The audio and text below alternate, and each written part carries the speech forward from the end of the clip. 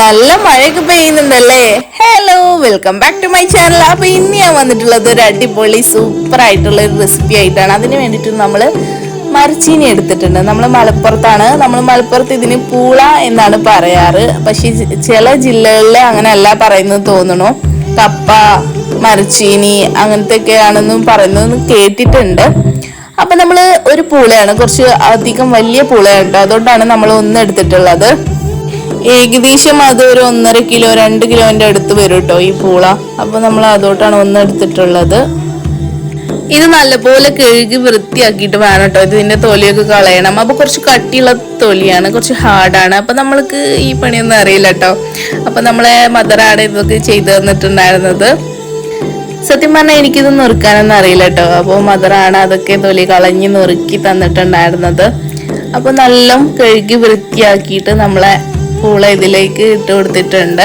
നമ്മളിവിടെ ഒരു ചട്ടിയിൽ എടുത്തു വെച്ചിട്ടുള്ളതാണ് കേട്ടോ. അപ്പൊ ഇവിടെ ഉണ്ടാക്കുന്ന ഡിഷ് ഏതാന്ന് പറഞ്ഞില്ലല്ലോ. ഡിഷിന്റെ പേരാണ് പാൽക്കപ്പ.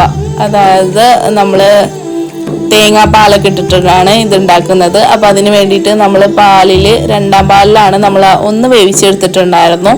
ജസ്റ്റ് ഒന്ന് ആദ്യം വേവിച്ചെടുക്കണം കേട്ടോ, അല്ലെങ്കിൽ പെട്ടെന്ന് വെന്ത് കിട്ടില്ല. ഇവിടെ നമ്മൾ തേങ്ങാപ്പാൽ എടുത്തിട്ടുണ്ട് കേട്ടോ. ഏകദേശം ഒരു 2 തേങ്ങയുടെ പാൽ എടുത്തിട്ടുണ്ട്. തേങ്ങാപ്പാൽ ഇതിലേക്ക് ചേരുന്നതാണ് ഏറ്റവും ബെറ്റർ. അപ്പോൾ അതന്നെ യൂസ് ചെയ്യണം കേട്ടോ, എന്നാലേ ഈ പാൽക്കപ്പയുടെ ടേസ്റ്റ് നമുക്ക് കിട്ടുള്ളൂ. നല്ല രുചിയേറിയൊരു വിഭവമാണ് കേട്ടോ ഇത്. നമ്മൾ ബേസിക്കലി പൂള അങ്ങനെ കഴിക്കാത്ത ഒരാളാണ്, പക്ഷേ ഇത് നമ്മൾ നല്ല പോലെ കഴിച്ചിട്ടുണ്ട്. നല്ല പോലെ ഇഷ്ടപ്പെടും, എല്ലാവർക്കും ഒരുപോലെ ഇഷ്ടപ്പെടുന്ന ഒരു വിഭവമാണ് കേട്ടോ ഇത്. 2ാം പാലിലാണ് നമ്മൾ ആദ്യം വേവിച്ചിട്ടുണ്ടായിരുന്നത്. പിന്നെ 1ാം പാല് നമ്മൾ അവിടെ എടുത്തു വെച്ചിട്ടുണ്ട്. ഇനി ഇത് ഒന്ന് ചതച്ചതൊക്കെ ഇട്ട് കൊടുക്കണം കേട്ടോ ഇതിലേക്ക്. ചെറിയ ഉള്ളിയും ചീനമുളകും നമ്മൾ കല്ലിൽ ചതച്ചെടുക്കണം. അമ്മ ഉണ്ടെങ്കിൽ അതിൽ അരച്ചെടുത്താലും മതി. നമ്മളിവിടെ ഇതിലെടുത്തു തന്നെ ഉള്ളൂ. അപ്പോൾ മിക്സിയിൽ വേണമെങ്കിൽ നിങ്ങൾക്ക് അരച്ചെടുക്കാവുന്നതാണ്. നമ്മൾ മിക്സിയിൽ അത്ര ടേസ്റ്റ് കിട്ടില്ല കേട്ടോ. ഈ കല്ലിൽ അരച്ച ടേസ്റ്റ് നമുക്ക് മിക്സിയിൽ അരച്ച് കിട്ടില്ല. പക്ഷെ ധൃതിപ്പെട്ട് പോകുന്നവരാണെങ്കിൽ അതിലേക്കുമ്പോൾ കുഴപ്പമൊന്നുമില്ല കേട്ടോ. ഇത് നല്ല പോലെ ചതച്ചെടുക്കണം കേട്ടോ. എന്നിട്ട് നമുക്ക് ഉണ്ടാക്കിയ പൂളയ്ക്ക് നമ്മൾ ഇട്ട് കൊടുക്കണം. അപ്പൊ നമ്മൾ പൂള ഏകദേശം വെന്ത് വന്നിട്ടുണ്ട് കേട്ടോ. 2ാം പാലിലാണ് നമ്മൾ കുതിർത്ത് വെച്ചിട്ടുണ്ടായിരുന്നെന്ന് പറഞ്ഞിട്ടുണ്ടായിരുന്നു. 2ാം പാലിൽ നമ്മൾ കുക്കറിലാണ് കേട്ടോ വേവിച്ചിട്ടുണ്ടായിരുന്നത്. കാരണം പെട്ടെന്ന് വെന്ത് കിട്ടാൻ കുക്കർ തന്നെ വേണ്ടി വരും ഇന്നത്തെ കാലത്ത്. പിന്നെ മൺചട്ടിയിലൊക്കെ ഉണ്ടാക്കാം, പക്ഷെ കുറേ നേരം അടുപ്പത്ത് മെനക്കെട്ട് ചെയ്യേണ്ട ഒരു പരിപാടിയാണ്. നല്ല നാടൻ ടേസ്റ്റ് കിട്ടണമെങ്കിൽ കുക്കറിൽ വെച്ചാലും കുഴപ്പമില്ല കേട്ടോ, ടേസ്റ്റ് ഒക്കെ ഉണ്ടാവും. ഇതിലേക്ക് നമുക്ക് കറിവേപ്പില, വറ്റൽമുളക്, ചെറിയുള്ളി ഒക്കെ പാടെ എണ്ണയിൽ വറുത്ത് കോരി എടുക്കണം. എന്നിട്ട് നമുക്ക് അതിലേക്ക് ഇട്ട് കൊടുക്കേണ്ടതുണ്ട്. അപ്പൊ ഇനി നമ്മൾ 1ാം പാല് ചേർത്ത് കൊടുക്കുകയാണ് കേട്ടോ. നല്ല ടേസ്റ്റി ആയിട്ടുള്ള തേങ്ങാപ്പാല് ചേർത്ത് കൊടുക്കണം. നമുക്കത് വെറുതെ കഴിക്കാൻ തന്നെ ഭയങ്കര ടേസ്റ്റിയാണ്. നമ്മൾ അതില് അപ്പത്തിലേക്കും നൂൽപുട്ടിലേക്കും ഒക്കെ കഴിക്കലുണ്ട് കേട്ടോ ഈ തേങ്ങാപ്പാല് പാർന്നിട്ട്, പത്തിരിക്കൊക്കെ. കാരണം നല്ല ടേസ്റ്റിയാണ്, എനിക്കിഷ്ടമാണ് അങ്ങനെ ചെയ്യുന്നത്. പത്തിരിക്കൊക്കെ നെയ്യും പാലും കൂടി ചേർത്ത് കഴിക്കുന്നതൊക്കെ.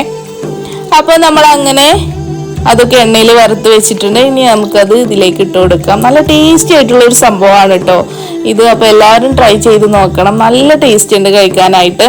അപ്പോൾ അതൊക്കെ കഴിഞ്ഞിട്ട് നമുക്ക് ഇതിലേക്ക് ഒരു കറി കൂടി വേണ്ടേ. അപ്പോൾ നമ്മൾ ഉണ്ടാക്കി വെച്ചിട്ടുണ്ട്. അതിൻ്റെ റെസിപ്പിയൊന്നും നമ്മൾ ഇതിലിടുന്നില്ല കേട്ടോ, പിന്നീട് ഒരിക്കൽ ഇടാം. അപ്പോൾ നമ്മൾ അയലക്കറിയാണ്, കുഞ്ഞു അയലക്കറിയാണ് ഉണ്ടാക്കിയിട്ടുണ്ടായിരുന്നത്. അപ്പോൾ നമ്മൾ ഇനി സെർവ് ചെയ്യാണ് കേട്ടോ നമ്മളെ പാൽക്കപ്പ.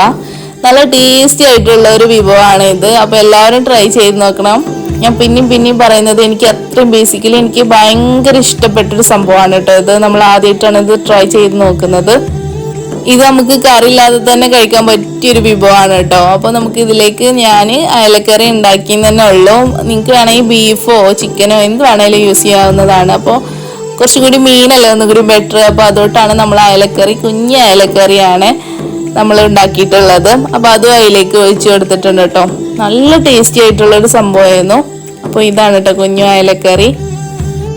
വലിയ മീനിനേക്കായും ഒന്നുകൂടി ടേസ്റ്റ് കൂടി ചെറിയ മീനല്ലേ, അപ്പോൾ അതാണ് നമ്മൾ അതോട്ട് ഉണ്ടാക്കിയിട്ടുള്ളത്. അപ്പോൾ അങ്ങനെ അയലക്കറിയും പാൽക്കപ്പൊക്കെ റെഡി ആക്കിയിട്ടുണ്ട്.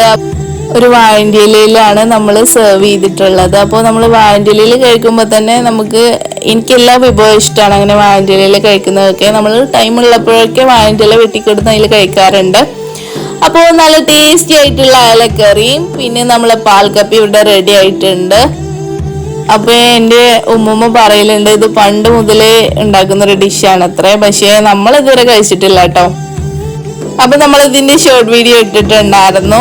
അപ്പോൾ 1 മിനിറ്റിൽ നമുക്ക് അത്ര അങ്ങോട്ട് പെർഫെക്റ്റ് ആയിട്ട് ഡീറ്റെയിൽ ആയിട്ട് പറയാൻ കഴിയില്ല കേട്ടോ. അതുകൊണ്ടാണ് നമ്മൾ ഡീറ്റെയിൽഡ് വീഡിയോ ഇട്ടിട്ടുള്ളത്. നമ്മൾ അതിലേക്ക് ചമ്മന്തി കൂടി ഇട്ടിട്ടുണ്ടായിരുന്നു, നല്ല തേങ്ങ അരച്ച ചമ്മന്തി. ഇനി നമുക്ക് ടേസ്റ്റ് ചെയ്ത് നോക്കിയാലോ.